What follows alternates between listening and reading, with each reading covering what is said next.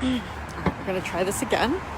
I am walking on the street and I just started a video, but it shut off because of poor internet connection, which I don't really get because I'm in a major city and that should be fine. Anyway, so what I was discussing was I don't know, it's funny. I broadcast these things to potentially all of humanity. Not that it goes out to all of humanity, but certainly to the public. But then I'm walking down the street and I get very shy about talking while people are passing me or in front of me or whatever. Anyway, I was talking about how, hang on one second, how we have a lot of emotions that are uncomfortable, right? Maybe anger, fear, disappointment, rejection, rejection's not really an emotion though, right? Anyway,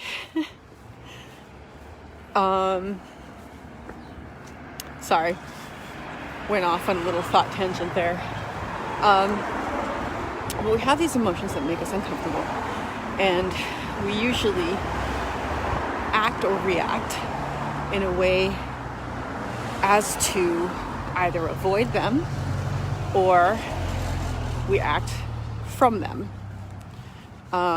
neither of which is particularly useful. And the reason we do that is, of course, because they are uncomfortable. So how do I get from that thought to where I want to go? The thing about that is there's no avoiding those emotions, those uncomfortable moments, right? There's always going to be something that makes us uncomfortable. And I've been having this experience lately as illustrated by both myself and one of my housemates, and our current reactions to our emotions. I have one of my housemates is a friend of mine. She's a good friend of mine, and I care for her a great deal. And one of the things that I'm very happy about is that I see in her where I used to be as far as fear and self-worth and a lot of depression and anxiety and all these things. Only honestly a bit worse than where I was, but in a different way. And I don't know that you can say worse, right? Just different. Anyway, so I see these things in her and I really want to help her with them. But we are in similar environments and things happen, and the way we react is different, despite our emotions being somewhat similar. As far as you can tell, right? Like, you can't actually have the experience of another person's emotions. So when they say they are angry, you can only, describe the feeling of anger, whether it's like that feeling that pit your stomach or your blood starts rushing, your heart starts pumping, whatever. That's true of a lot of emotions. But, when someone says they're angry, you compare it to your experience of being angry, and that's how you think they're feeling. But we don't actually know, do we? Anyway, that is a completely tangential thought.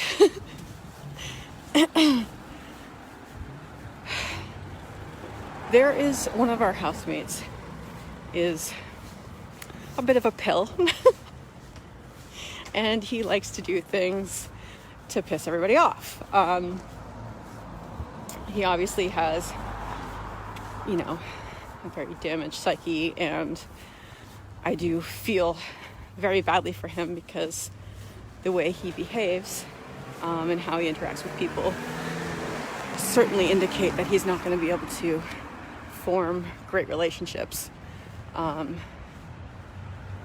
Anyway, that's a thought trail that I'm not going to go down. Point being, he does things such as when he gets angry, and he gets angry because we don't give him enough attention and coddling, he plays his really loud music, like that. I don't even know what genre it is, but it's, like if you're driving down the road and it's springtime and there's a car next to you at the stoplight and they are blaring music and it has Spanish lyrics. That's the kind of music that he listens to. Like, so it sounds like it sounds like there's a really loud car on the bottom floor of our house. It's ridiculous. Like, I can hear it. He's playing his radio and I am listening to something up in my room. His stuff is, with the doors closed, his stuff is louder. And he does it to piss us off. He's admitted that he does that. It's just, and it can be very irritating. And there's a lot going on in the house aside from that. Thank you. So it's sort of just piling on top of a lot of other stuff. And especially my housemate, she's got some really, like, a lot of stuff going on. Anyway, we're standing there and we're both, I'm going completely off, no, it's not completely off topic. We're standing there and we're talking about it as it was happening. And I was standing very calmly and I was very angry because I have spoken to him before, I have spoken to him before regarding the music. And I'm always very calm when I approach him. And I always ask him, hey, what's wrong? Is there anything I can do to fix the situation? Whatever you're upset about, whatever. And I can tend to calm him down. Because I just listen to him. And he kind of, when you actually listen to him and say, no, your feeling's valid. What is it we can do to fix the situation?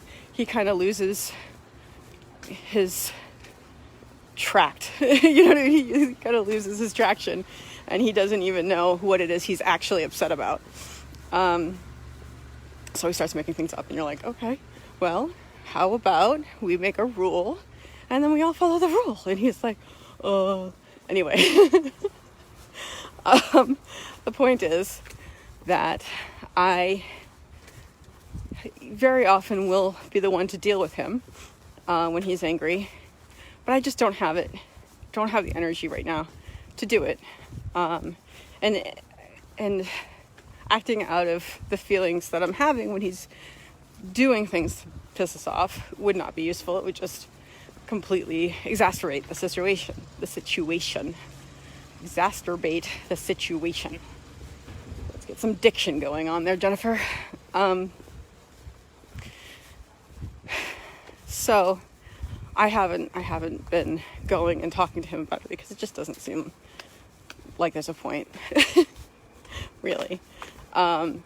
So when he came up the stairs to further make comments to anger us, it's really like so transparent that it's almost like there's certainly part of me that's not angry about it. It's just like, oh man, like you're hurting.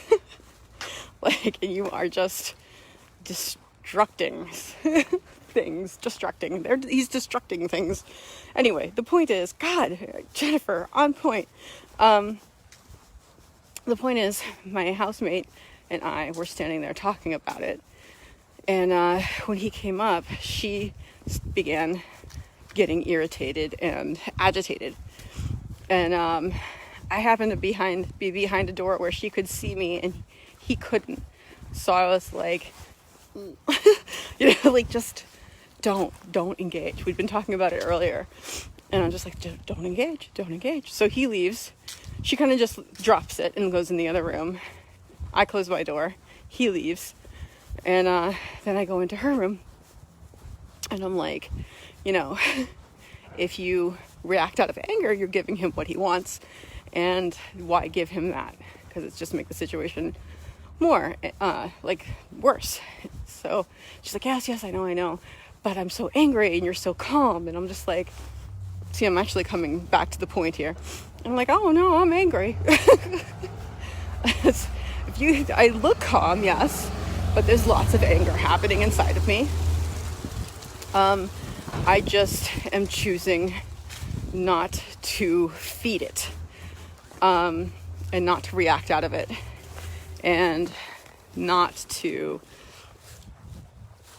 encourage it, really. Whereas she was like literally hopping mad. And I felt that, right? We've all felt that, where it's just like the anger energy in our body is so much that we want to jump up and down and like just like a child, right? Like, I mean, I have many episodes where all I wanted to do was throw myself on the floor, kick and scream.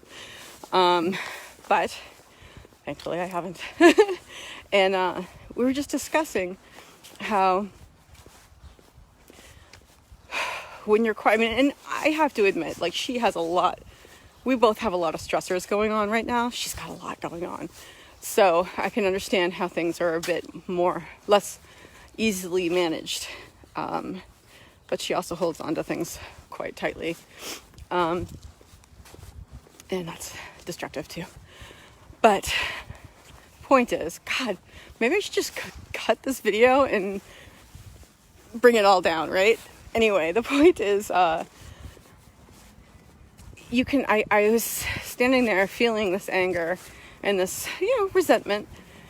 And, it's a physical, when you quiet yourself and you just allow yourself to feel the emotion rather than feeling like you need to act from it, or feeling like you need to change it, or feeling like you need to do something to change it. When you just remain grounded, this is like a new experience, guys. When you remain grounded, it's an energy that just flows through you. And it's uncomfortable, but if you can remain curious about it rather than wanting to get rid of it, like, you feel the physical sensation, right? Like, there's an energy rushing up and down the body. There's a pitted feeling in your stomach, in my stomach, and like my toes tingle. Like, it's almost like there's like a little minor static electricity on my feet and my toes and my fingers. And it's interesting. It's an interesting sensation. And like, I've reached a point last night, and I don't know if it's going to happen again, a couple of times actually the past few weeks, where it's been happening more and more with different emotions, but where I can just observe the feeling and allow it to be. And it's so much better than acting out of it. God, what was my point? Yes, okay, the breadth of the human experience. So a lot of times we act, I should just do a completely different video because this has just gone off. But a lot of times we act out of these emotions because we want to get rid of them. We want them to go away. We want to make the other person pay. We want to visit this unpleasant feeling that we're having. We want the other person to have. There's a million different things, but it all boils down to being upset and resentful that we have this feeling, that we're being forced to be uncomfortable. However, the thing is, that's life. Life, woo, fast. Wow, didn't even slow down. Okay. Wow, looks like he sped up. So, point is,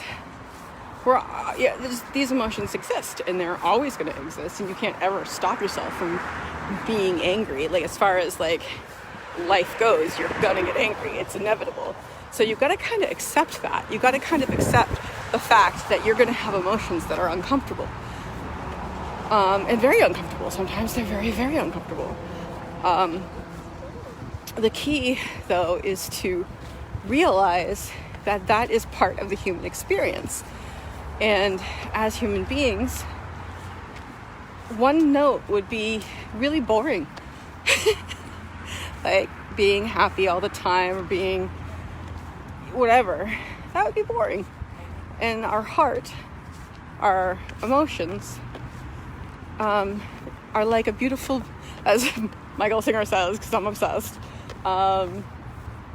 Yeah, it's funny how much I mention him. It's like the background music, right?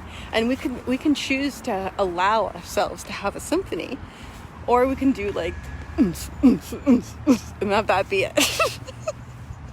You know, there's a choice there.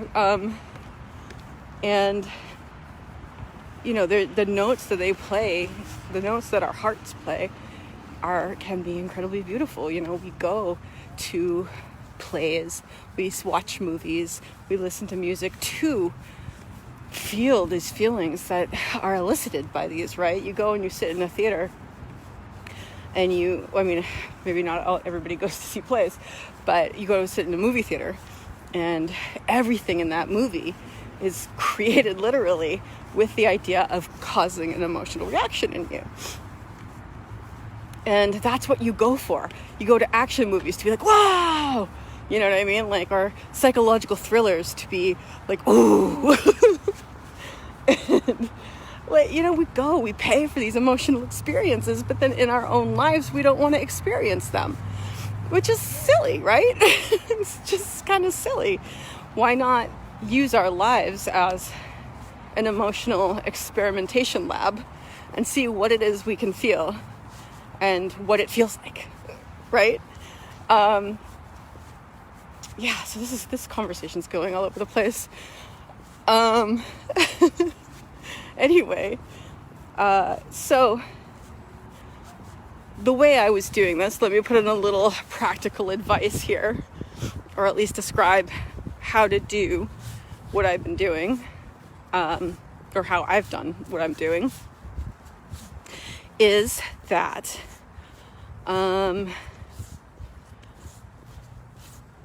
I go off.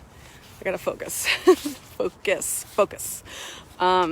Is that, you know, I just kind of stand there or sit there or whatever the case may be and focus on the sensations, the physical sensations and the emotional sensations, which can be kind of weird to find, right? Like, where's my emotions? When you're like, okay, I'm gonna experience my anger, feel the anger. Like, I can feel the physical feelings sometimes in my body, but sometimes you don't. And sometimes there's an emotional sensation, but where is it located, right? Like, and you try and you find it. And I did a different video on this, but like, you just have to relax and release and find it. Regardless, the point is, you stand there and you feel the emotions, whatever. You take a deep breath and you scan your body or I scan my body for tension, and then as much as I can, I release that tension, and I just remain standing. And it's uncomfortable, guys, especially the first 1,000 times you do it. It's uncomfortable, but I think I'm getting to the point, and again, it's because of repetition. Excuse me.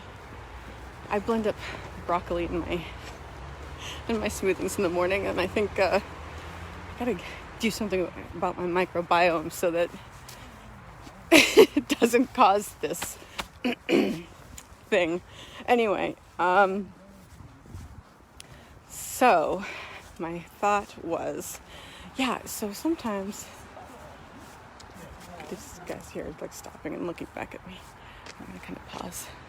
So sometimes it's almost too hot, right? Like, one of the things that Michael Singer discusses is how when you look at the sun from far away, you can see the sun, you can feel the warmth and whatever. But if you were right up close to the sun, that's all you would see is like the fire and the heat and all that.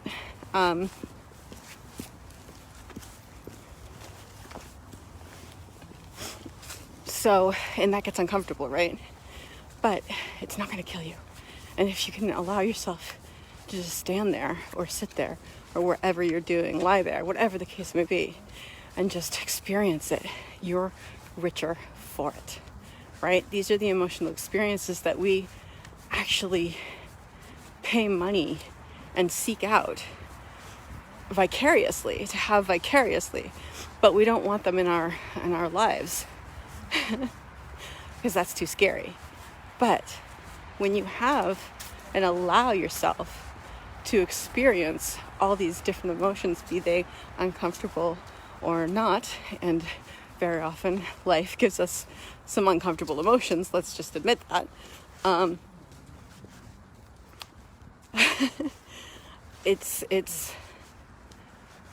It can become like, like with music, and I know not a lot of people are like classical music listeners, and honestly, I don't know that much about it. I just like listening to it. Like these emotions that can be caused by this music, like anger, or your heart swelling with love, or fear, like all the soundtracks to movies, right? They do a good job at that. You can feel that in your own life, and that feeling you get going to get these vicariously, because you're not directly involved with them, right? They're not actually yours, so they're not scary. Although I do get scared at scary movies. It's a different story. Because you're able to somewhat remove yourself from them, you're happy to feel them. But when they become personal is when you avoid them. And that's sad, because that's actual life. That's the actual experience of being a human being. Why use another source of, a source of emotion, or another person's source of emotion to elicit the response in yourself, when you could just actually be feeling your real feelings and be swept away? Well, not swept away. You don't want to be swept away, but it's not engulfed either. What's the word? Focus on those, but without doing the reaction that you normally would, because they're personal, right? Having more the reaction that you have in a movie where you're observing and you're just allowing yourself to feel them, and like, this broad range of everything. It's a beautiful thing. The breadth. So here we go.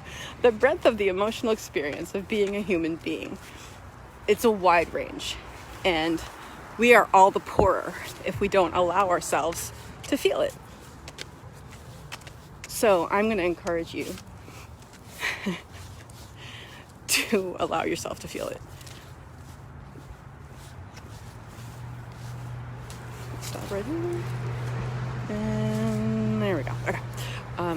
So, as I was saying, the emotions we feel, the uncomfortable or no, are part of the human experience. And while we're here, the short time we have between our birth and our death, why not experience everything there is to experience? Why not allow ourselves to feel the emotions they're inevitable, that we feel them anyway. So why make our lives worse by reacting out of them or trying to avoid them? Because that's stressful. A whole bunch of other uncomfortable emotions come up when you try to avoid those emotions, or you react out of them, because it creates worse situations. So I encourage you to allow yourself to feel your feelings. I guess this is what it comes down to, right? Allow yourself to feel your feelings, because that's what being a human being is about, or a part of it at least. And so I'll leave you again with the thought I always leave you with, which is, you can look at things and you can choose to be angry or react out of anger, because a lot of your emotions, guys, come from how you're thinking about things anyway, right? From your mindset or whatever. It's so complicated and yet so simple. But a lot of that comes from how you're thinking. And if instead of avoiding these emotions, you can choose to experience them, and at some point even enjoy them. Like, whoa, this is a rush. I'm pretty mad.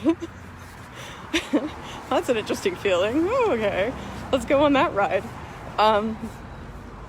you can be grateful for all of that. I'm grateful for the experiences that I've had and I'm having, because they give me a greater depth of understanding of what it is to be human, of what my life is. This little tiny infinitesimally, like not even able to be put on a scale of universal time and space, but this little bit, not even a bit, right? This whatever it is, this moment that I get to experience in the universe. Why not explore it, right? This is my life. This is my moment. This is what I get to see. This is what I get to experience. Let's do it. So let's be grateful for that, right? We can always choose to have a grateful day.